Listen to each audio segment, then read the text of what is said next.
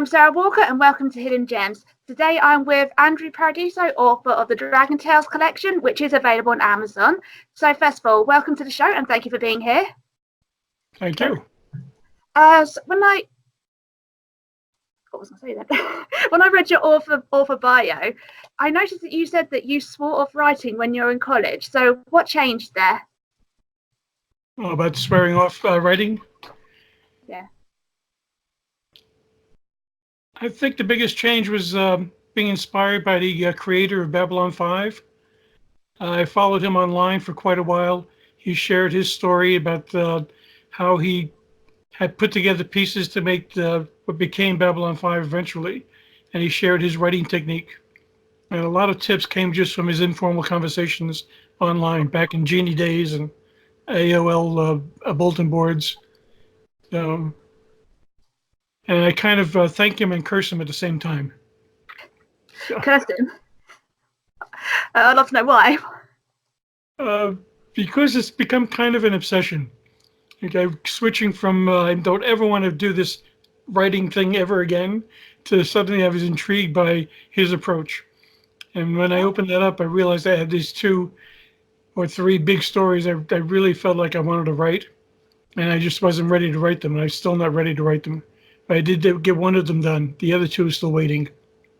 Okay, thank you. The thing I want to write and I haven't been able to, it's been over the several years. I've had different approaches about how I want to structure one big story about a trauma with an old relationship. And there's key elements of drama involved in there. And I wasn't sure how to approach it. There were like 4 people involved in this event, and I wanted to somehow show each person's understanding and the perceptions of what happened that day. And I also wanted to reveal what I consider to be absolute truth. So I looked at things like writing it as a Groundhog Day. So every day we started again, and then this time it'd be from a different person's perspective. And I pursued that for a little while, and then I threw it away. And then I went to other things where I considered having a reporter interview each person individually and get their perspective that way. So it was more of a narration from them. And a couple of other approaches. So far, I'd like the reporter approach the best, where each person is talking to the reporter separately and not influenced by the other characters there. Okay.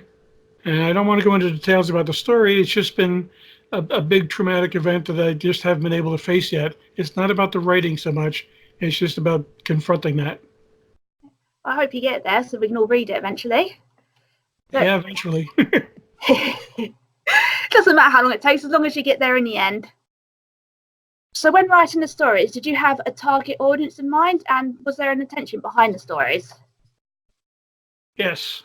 The target audience is actually written at a level for at least the young adult onto what I just renamed as ancient adults. I wanted them to reconnect with the child and the youthfulness and the joy and the obsession that he felt with his ultimate goal in life is to connect with this mystical creature and just have this lifelong bond with it. And once the adults got that feel, I really wanted them to share that with children as well. And it's kind of they could reread it at least twice and see it from different perspectives. Okay, thank you.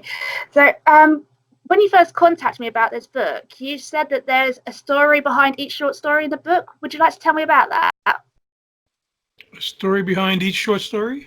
Yeah. I put that in the book, but at the very end, about why I wrote it or what the story was about. Is there any one in particular? Because it's pretty long to go into all of them. I'd pick your favorite.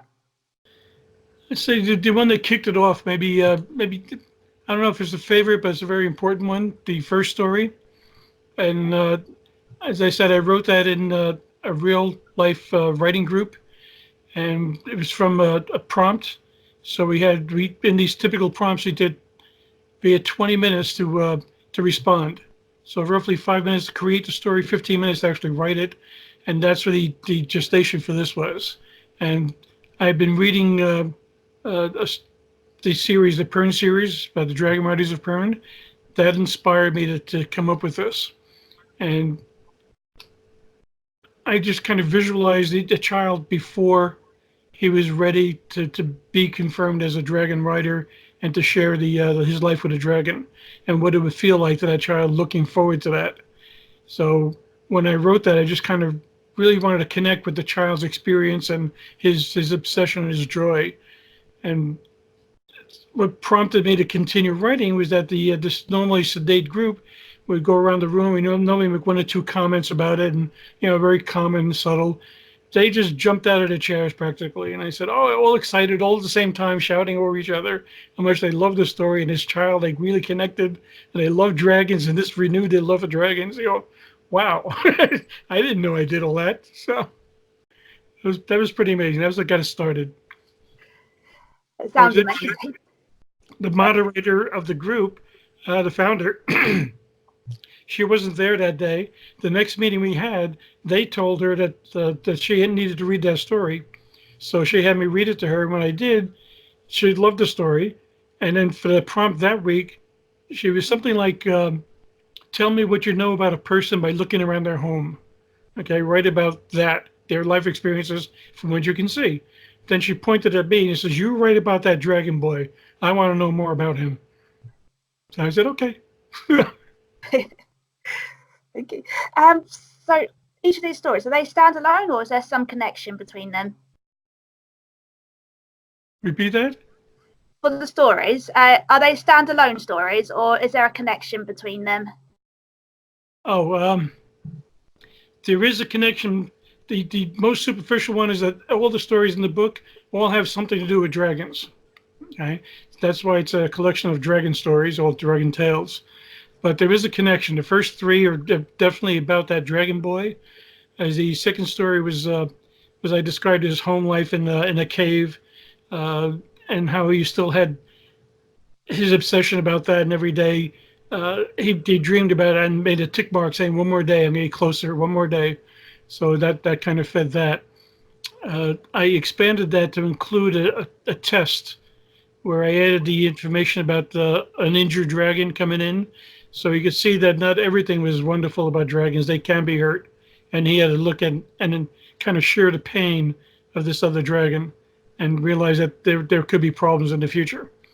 Okay, since he was also not abandoned but turned over to a, kind of a foster family to be brought up, since both his parents are dragon warriors, and they know and he knew that any day they could be killed by riding up and fighting the enemy. So there's this kind of a fear and anticipation in the background. So that's the two connections for the first two. The third story, I jumped several years into the future after the boy actually made his connection with his dragon. And that's the one that got accepted into Flash Fiction Edition. That was Seth's Talks, where I had the dragon sitting and having lunch casually on a hillside with his dragon rider, and he was questioning his position in life. So this dragon was philosophizing a little bit, and the rider had to kind of convince him that everything was fine and they didn't have to be identical. So those three are very tightly connected. Okay. When we get to the next story, Rosatra, that was because two of the people in my group uh, gave me a pink dragon. Oh, she's here somewhere. I'll grab her. Uh, and I told them there were no pink dragons in my world. So, and I said, good, that's a challenge then, write one. That one took me 20 minutes. That took a few hours to put together that story. And it was about dragonettes, which is a class of dragons that are actually the origins of the full-size dragons. So I wrote this thing with, again, the anticipation of two older children trying to impress these little baby dragons as they came out of the shell. And there's disappointment and there's excitement and all that. And I made Rosie a very special dragon in a couple of ways. Besides being pink, which I found a natural way of making her pink instead of genetically, but also that she had abilities beyond a normal dragonette. Her imagery is clearer. She actually used words, or dragonettes didn't use words. Dragons did. Okay. and the dragons connected telepathically and can communicate on a rational level. Dragonets only can communicate on an emotional level. They can sense things. They can give you a feeling of positiveness or negative abilities or what's going on with them, how they feel, nervousness, that kind of thing. But this one, she could form small sentences, and she was interesting the way she had this combination of naivete and uh, not illiterate but not educated. So she was trying to express herself in ways that she could make sense to them. So that was what I was after. Okay. The other one was also the IO. Was it with the husband who was on IO, which I call the Disney theme planet? Okay. Uh, with that one, it was also done in a writing group in 20 minutes total, and I've expanded it since then a little bit. I made that with an epistolary, thinking that the husband was on this planet, in his theme planet, enjoying himself without his wife, and why was he there? So I had to come up with that story as part of the background.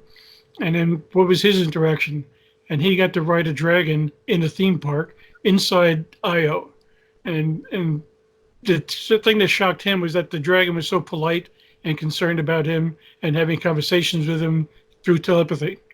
So, and once he got that across to his wife in the letter, he said, "We're going to come back here together." So it was kind of a positive message despite the lacking and the distance. Okay. So the other Thank big one was the World War IV story, which was actually written for an anthology. And originally it didn't have a dragon in it.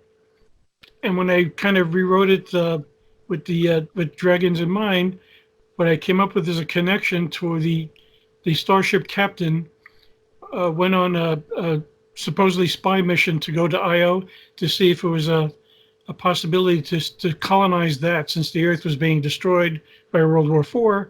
He was looking for a place for us to grow out of our cradle. That was the clandestine part. Superficially, he said he was there to explore the moon to see if it made a good resort for his honeymoon. And his honeymoon, his fiancee was his XO, and I had to create a backstory for them and how they connected and how they grew together and exchanged roles essentially. I would like to do a little bit more about that, but I think there's enough there that you can see how connected they were together, how they were bonded almost like a dragon, but not quite the same. When he went to to Io, he found kind of the dark side that not all the dragons that were born there were ideal dragons, and the people who were running the show decided that the dragons that were going to be a problem, just like Mother Nature has as mothers, animals reject the children who are ill. Uh, the dragons rejected these runt dragons, and the owners of the facility would take them out and have them destroyed. Okay? And the captain, Andrea, which just happens to be my real name, okay, uh, he rescued one of the dragons there, and he scolded the people that, these are wonderful creatures. If you don't need to destroy them, share them with other people. And he took one of them, and put it on his starship, and that became the dragon connection there. That there's if you read the story, so the death scene in that story after the tragedies happen on board.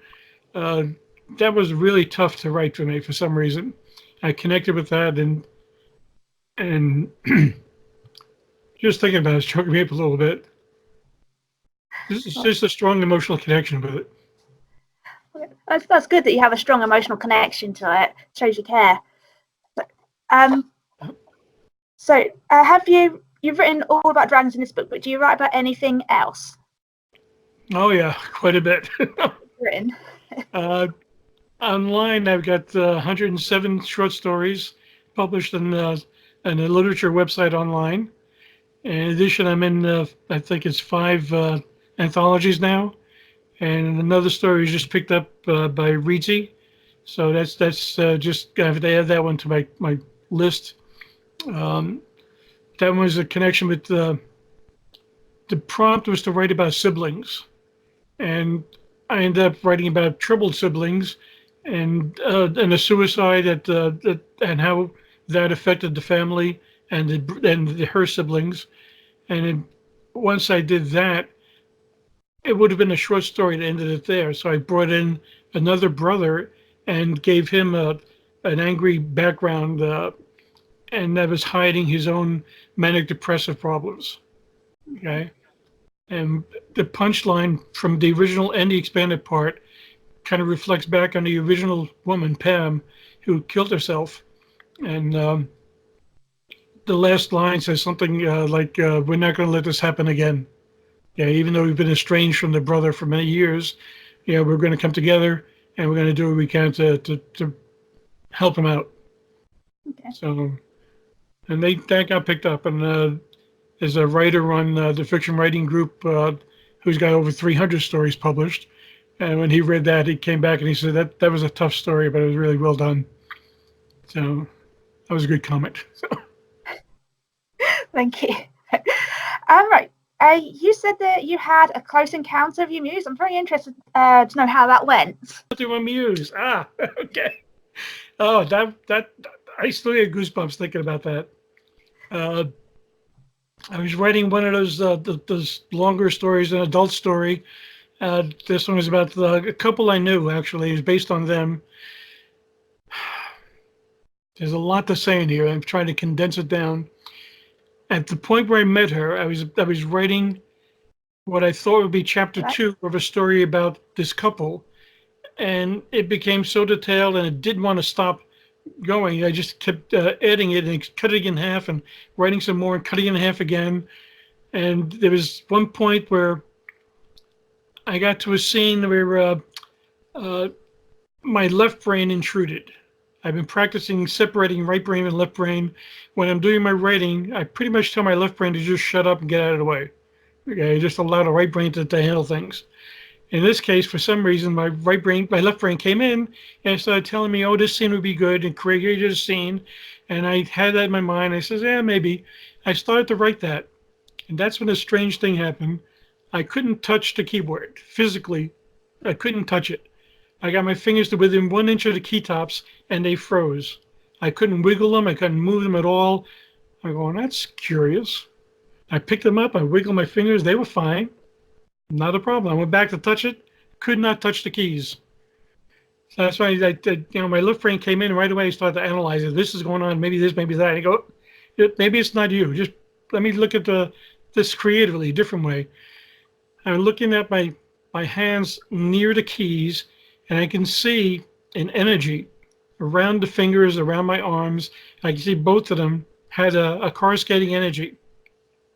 It was stronger in my right hand than my left, and I decided I was going to follow that. And it came up my arm, up to my elbow, came up to my shoulder. I expected it would go into my brain from there. It didn't. The energy, the pinkish energy, just kind of jumped from my shoulder behind me.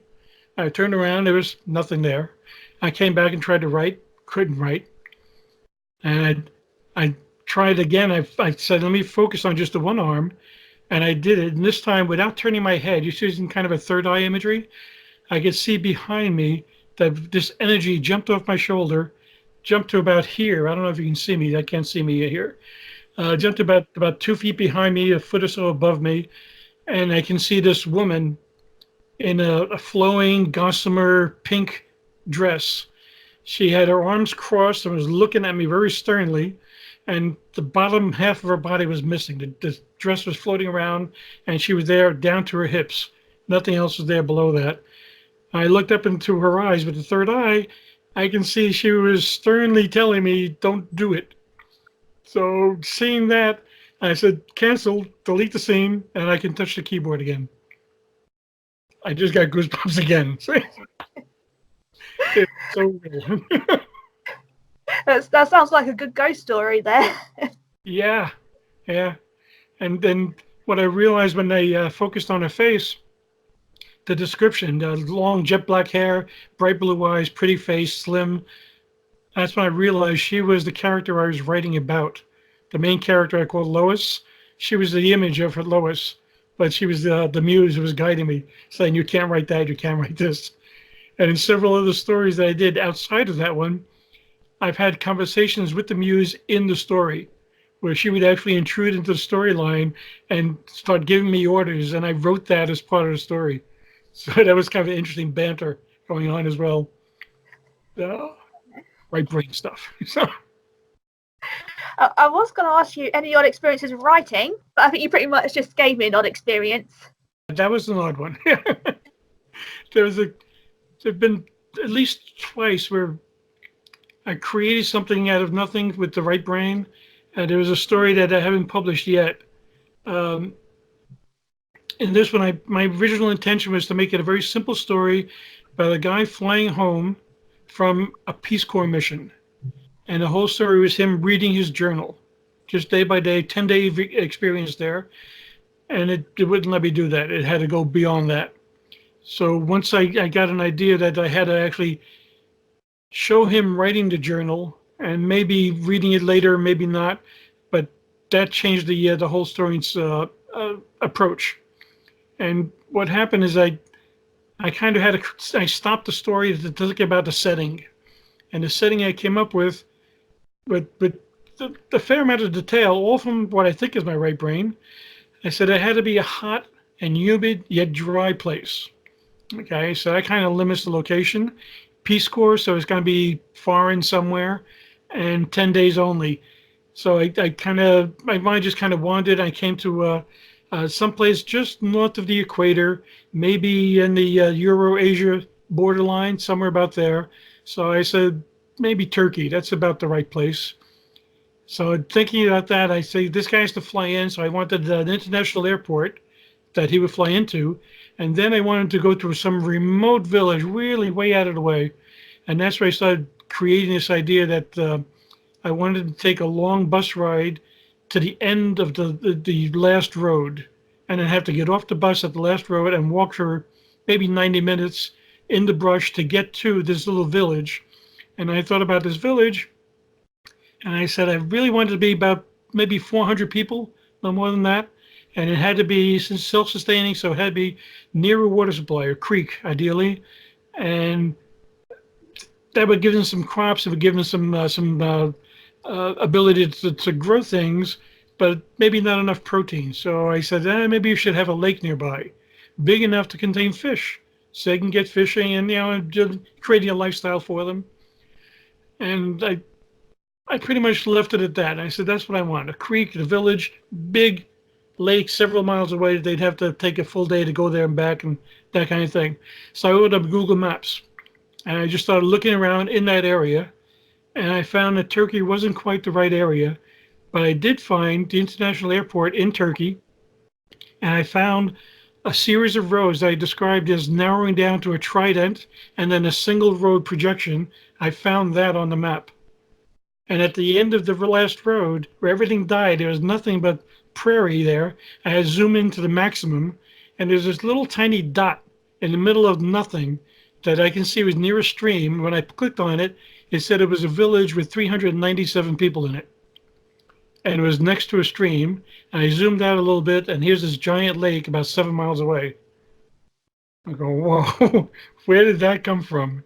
I mean, I had never been there. I had no experience with that at all. And I created it, and yet there it was.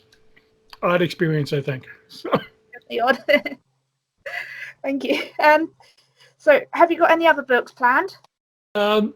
I've got 3 books in the works, but there'll be a couple of years before we see those. I'll continue to write short stories. So I've got several. There's one, again, just came out of a prompt. In fact, I think it was my prompt. Out of the writing group, I got kind of chastised a bit. I said my image was a half-naked woman standing on a bridge.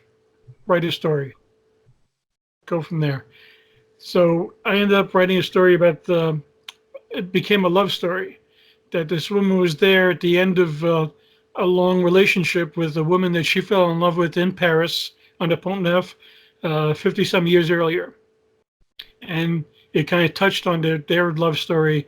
And apparently her lover had died after 50 some years, and she was there with her urn, and she was going to dive into the Seine with the ashes. And that was an emotional story. Thank you so much for talking to me, and I really hope to speak to you again about another book. Okay, thank you.